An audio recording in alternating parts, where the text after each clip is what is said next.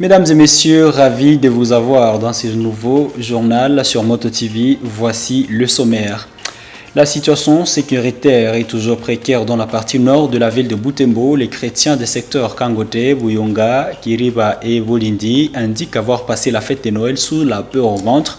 Ils appellent les autorités à la délocalisation des positions militaires dans cette partie, mais la police appelle les habitants à intensifier le degré de la collaboration pour éradiquer une fois pour toutes la menace qui pèse sur cette partie de la ville. Pas de certitude sur le retrait définitif du M23 en territoire de Massissi. La présence des rebelles du M23 a été signalée le week-end dernier dans cette zone située dans le parc national des Virunga ainsi que dans les groupements Bishusha. Les commandants de la 3e zone de défense des FARDC a effectué une descente dans ce coin pour s'acquérir de la situation. Voilà tout pour les titres. Mesdames et messieurs, bienvenue dans l'intégralité de ce journal. Je l'ai annoncé dans le sommaire, l'insécurité au nord de la ville de Butembo. Les chrétiens des secteurs Kangote, Buyonga, en paroisse Saint-Sacrement de Liambo et des secteurs Tiriba et Volindi de la paroisse Cœur Immaculé de Marie de Kitatumba ne participent plus avec ferveur à des célébrations eucharistiques. Un constat réalisé par Moto TV ce mardi 27 décembre au lendemain de la fête de Noël. Depuis l'installation des positions militaires et l'instauration du couvre-feu dans cette partie de la ville, des fidèles mènent toujours une vie incertaine. Les chrétiens rencontrés ce jour indiquent que la présence des militaires dans ce coin n'a pas permis de participer massivement à la célébration de la fête de Noël. Reportage Mirembe Chitawite et Gérard Mourefou. Des adultes, des jeunes et enfants des secteurs Kangote, Buyonga, Kiriba et Bulindi de paroisse Cœur Immaculé de Marie de Kitatumba et ce sacrement de Liambo avaient participé à des saintes messes de Noël avec moins d'engouement. Pendant la ronde effectuée dans ce secteur, quelques chrétiens ont fait savoir que la présence des militaires dans la partie nord de la ville de Butembo a frustré nombreux chrétiens. Seuls les fidèles du secteur Kangote disent avoir participé à ces différentes célébrations eucharistiques de Noël sans aucun doute. Cependant, à secteur Buyonga, les chrétiens ont été déstabilisés par une bagarre entre les militaires qui étaient commis à la barrière de Kangote, non loin du secteur Buyonga. Toutefois, les chrétiens ont prié jusqu'à la fin de la célébration eucharistique.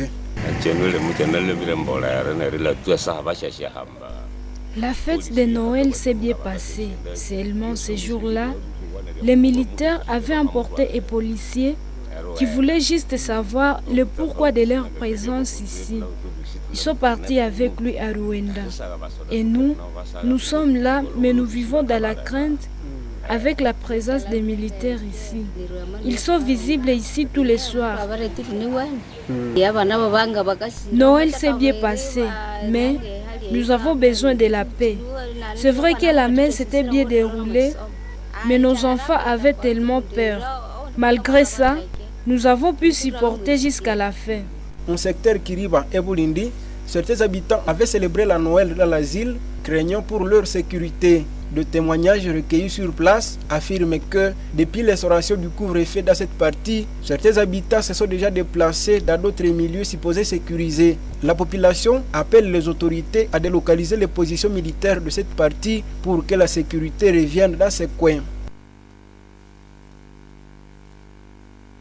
La police nationale congolaise, commissariat de Butembo, appelle la population à intensifier sa collaboration avec les services de l'ordre et de sécurité en cette période où la ville a subi des attaques des groupes armés négatifs. L'objectif est de permettre à ces services de dénicher les repères des assaillants à vue de lever certains camps érigés dans les entités du nord de la ville, mais aussi dans les buts de prévenir tout genre de menaces. Des détails dans ce reportage rendu par Isabelle Wangaimouka.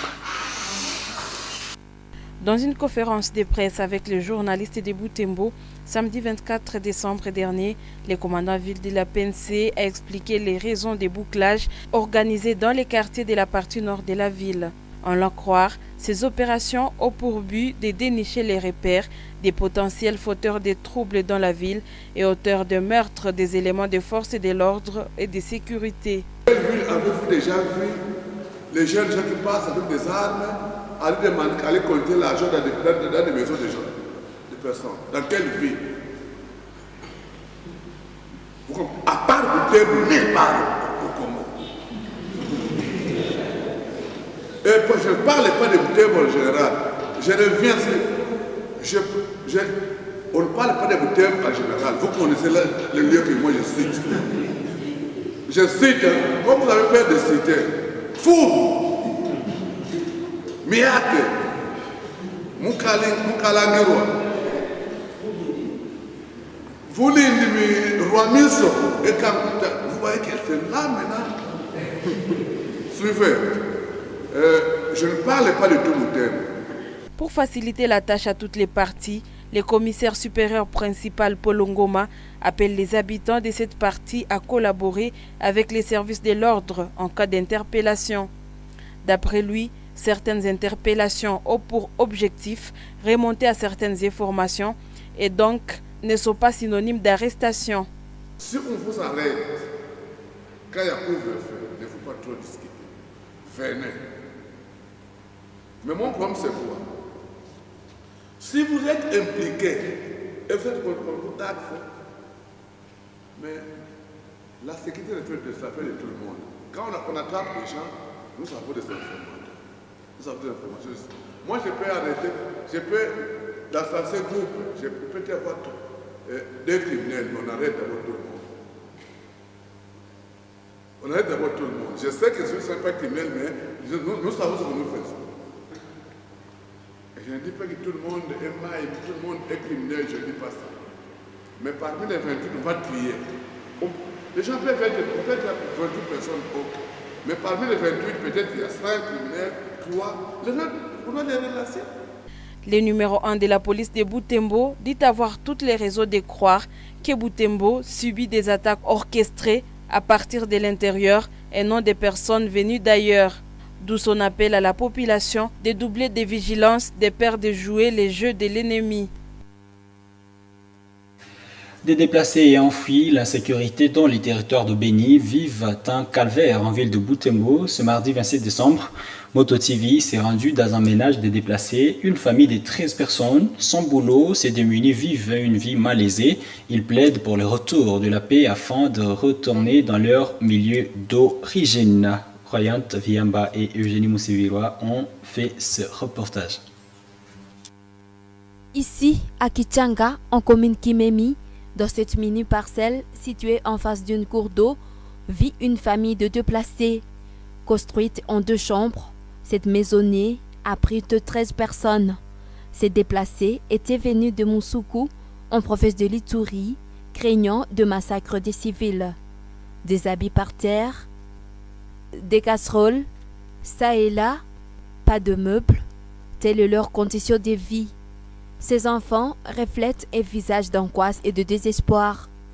Les 2 pièces de cette maison servent à la fois de dortoir, de cuisine et de tout. Comme si cela ne suffisait pas, les tôles de sa toiture sont encore dépliées. Madame Gloria Pilipili, cette mère et tuteur de ses enfants depuis la mort de leurs parents, prépare de haricots et des pommes de terre pour le repas de midi.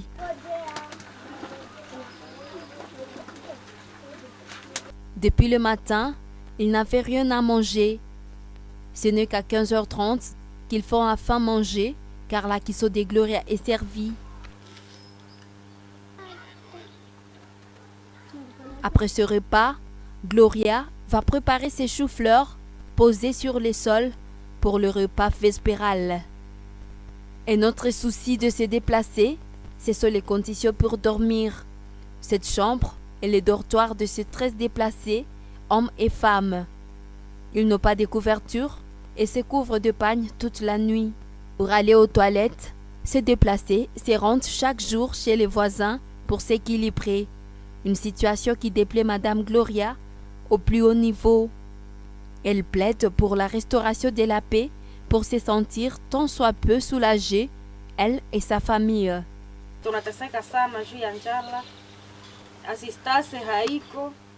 Nous souffrons trop de la famine. Il n'y a pas d'assistance et cela nous inquiète énormément. Encadrer des enfants constitue un casse-tête. Ces orphelins dorment dans des conditions insupportables. La nourriture est présentée juste symboliquement. Sur ce jour, Nous en manquons et nous dormons sans manger. En fait, c'est lorsqu'il y avait massacre de civils que nous nous sommes décidés de nous déplacer jusqu'ici à Butembo. Nous plaidons pour le retour de la paix afin que nous puissions retourner chez nous. Pour survivre, ce ménage reçoit des dons des volontaires en circulant dans des parcelles ça et là. Cependant, Clarisse, une de ces déplacées vivant ici, déclare que la chance ne sourit pas chaque jour. Elle remercie ainsi les bonnes volontés qui lui viennent en aide et elle appelle d'autres de faire autant pour leur permettre de vivre car ils sont sans emploi. J'étais sortie de mon soukou en étant malade. Je ne venais que d'accoucher de mon bébé que voici. Nous parcourons des avenues et quartiers. C'est par chance que nous obtenons assistance dans d'autres maisons. On nous chasse au même titre que de chiens. Nous souffrons énormément. Cette famille va bientôt faire une année en déplacement en ville de Butembo. En cette période de fête, des fêtes d'année, cette famille et nombreux autres ménages de déplacés passent des jours d'inquiétude, ne sachant pas où toucher pour fêter comme tout le monde. Ils appellent aux bonnes volontés pour assistance. Toujours dans cette page sécuritaire, le gynécologue Olivier Moulissia, médecin traitant au centre hospitalier FEPSI, alerte sur une tentative d'incursion des hommes armés, des hommes en armes, le vendredi 23 décembre dernier au centre hospitalier FEPSI. Il indique que ces bandits ont menacé de faire incursion dans les installations de cette structure sanitaire. Cette situation a créé une panique chez les malades. Le gynécologue Olivier Moulissia appelle les autorités de la ville à renforcer la sécurité pour ne pas assister à une quelconque incursion des mains armées dans des structures sanitaires. Nous vous convions de le suivre dans ce propos recueilli par Lucena Moussiviroa et Mwanampenzi Mazeke. Le vendredi passé, qui a eu juste, je crois, aux environs de 22 heures, que certaines personnes non notamment identifiées se sont présentées à la structure sanitaire. C'était d'abord une femme qui s'est présentée en train de vouloir accéder aux soins et nous n'avions pas ouvert parce que ses propos étaient incohérents. Et peu après, je crois autour de 2 heures du matin, ils sont revenus en équipe avec 2 ou 4 personnes. Et ils ont aussi, encore une fois, menacé pour entrer à l'hôpital. Heureusement, notre équipe de garde, les sentinelles, n'ont pas cédé à cette pression-là. Et c'est comme ça qu'ils sont rentrés. Mais ils ont vraiment menacé. Ils ont jeté de pierres sur la porte, voulant juste forcer l'entrée à l'hôpital. Ça n'a pas été possible. Et c'est alors qu'on a compris que c'était probablement des bandits avec un objectif inconnu.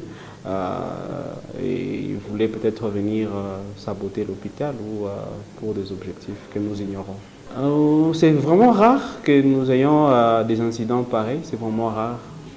Oui, nous déplorons cette situation et tout d'abord pour l'hôpital, ça n'a pas été grave.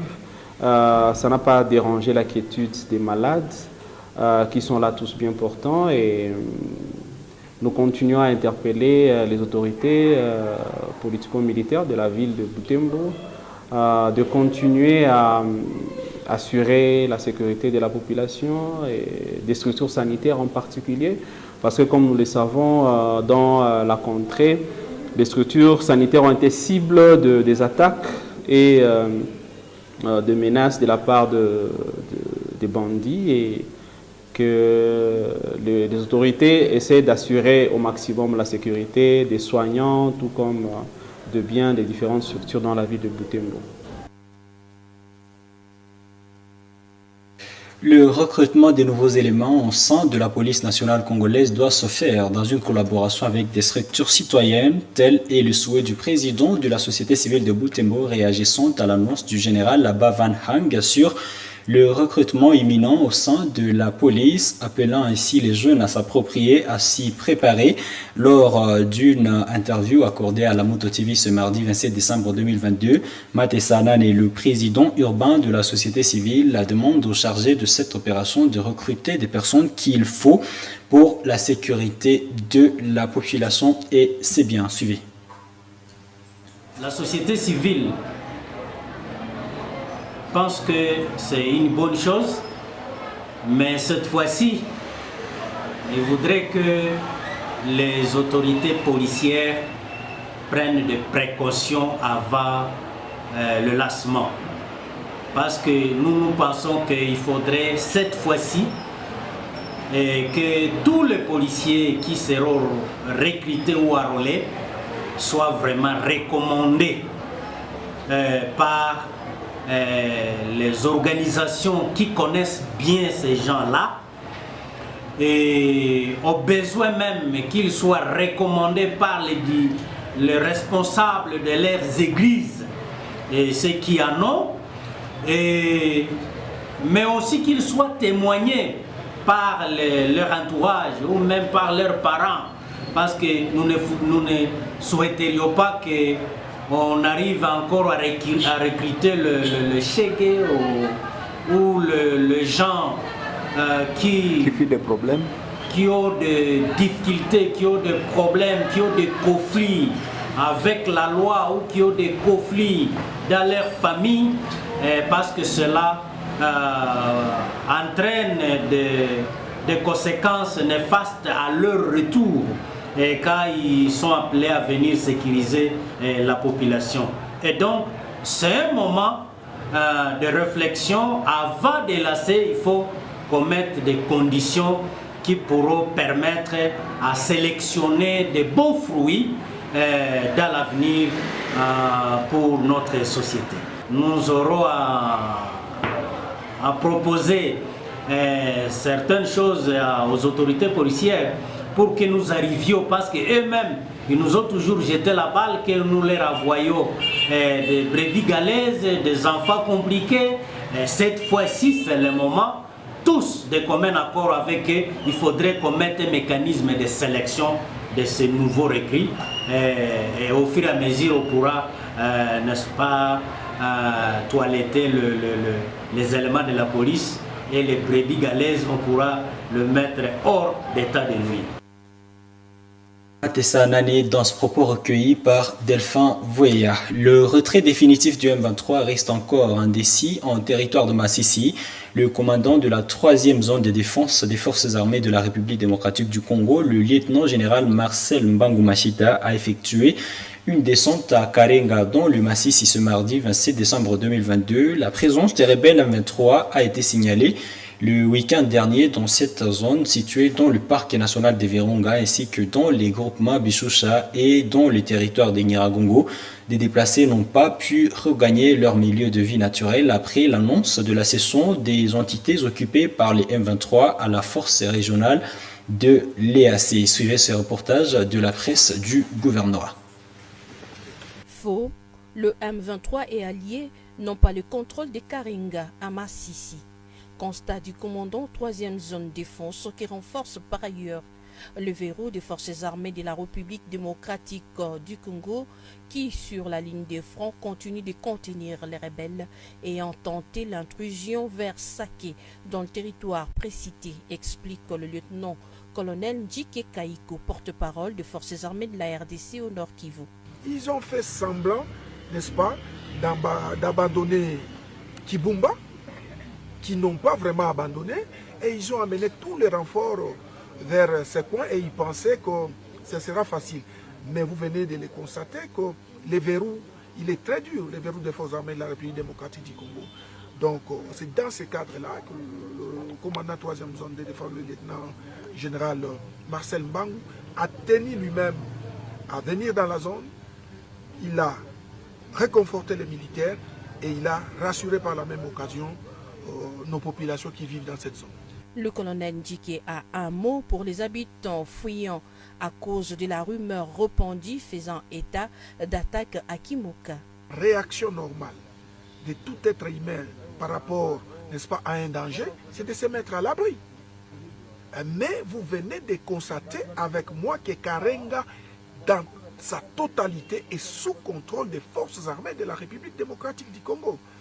Donc, c'est ici aussi le lieu d'appeler la population à ne pas se laisser emporter, n'est-ce pas, par cette guerre médiatique, par ce chantage que fait l'armée rwandaise et ses différents alliés. Ils sont en train de faire face à la puissance de fait des forces armées de la République démocratique du Congo. Et je vous rassure ici, n'est-ce pas, que nous allons les contenir dans leur position et ils doivent rentrer d'où ils sont venus. Le lieutenant-général Mbangu Machita Marcel, vous le savez, il est commandant 3e zone défense. Il a par cette occasion réarmé le moral des hommes alignés sur la ligne de front face à ceux qui, selon lui, violent les conclusions du sommet de Luanda.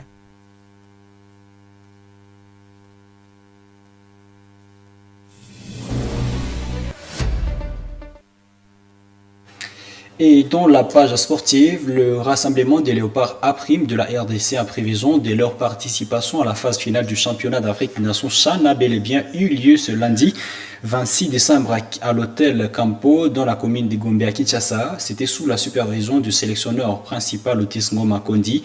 21 joueurs sur les 39 convoqués ont répondu présents à l'exception des joueurs de l'AS Vita Club, du TP Mazembe et ceux du FC Blancing, sans oublier aussi les joueurs du Saint Majesté Sanga Balende qui arrivent la soirée de ce mardi 27 décembre à provenance de Kinshasa, de Lubumbashi alors et aussi de Mbujimaï. Voici la liste des joueurs présents sur les lieux de rassemblement dans ce récit rendu par Delphin Voya.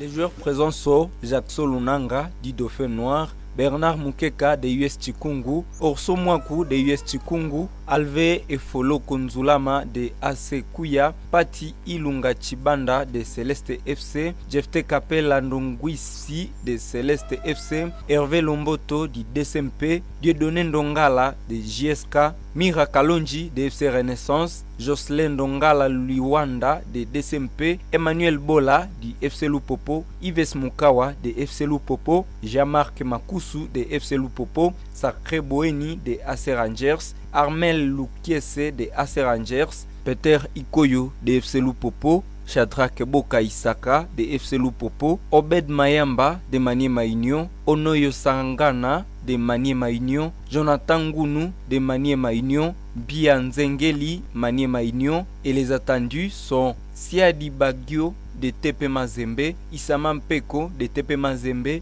Lusolom Sita Ernest de TP Mazembe, Monde Kozatu de TP Mazembe, Zemanga Zoze de TP Mazembe, Kinzumbi Philippe de TP Mazembe, Bosunzali Adam de TP Mazembe, Mangoba Jacques de Vita Club, Ebunga Simbi de Vita Club, Fingi Magema de Vita Club, Mutumo Sizilu de Vita Club, Kasa Wamba de Vita Club, Panzueli de Vita Club, Kabwewa Basandu de Vita Club, Mola Otinga de Sanga Balende, Mavungu Arnold de Blessing FC, Mika Miché de FC Lupopo, Mola Otinga de Sanga Balende. Ce stage technique de 5 jours permettra au staff technique de concocter la liste définitive des 28 joueurs retenus pour la CHAN algérien. Sauf imprévu, la délégation des Léopards A' quittera Kinshasa le 2 janvier 2023 en direction de Tunis où ils vont parfaire leur préparation avant la temps de la compétition. Ce stage de Tunis sera ponctué par 2 matchs amicaux de fixation le 5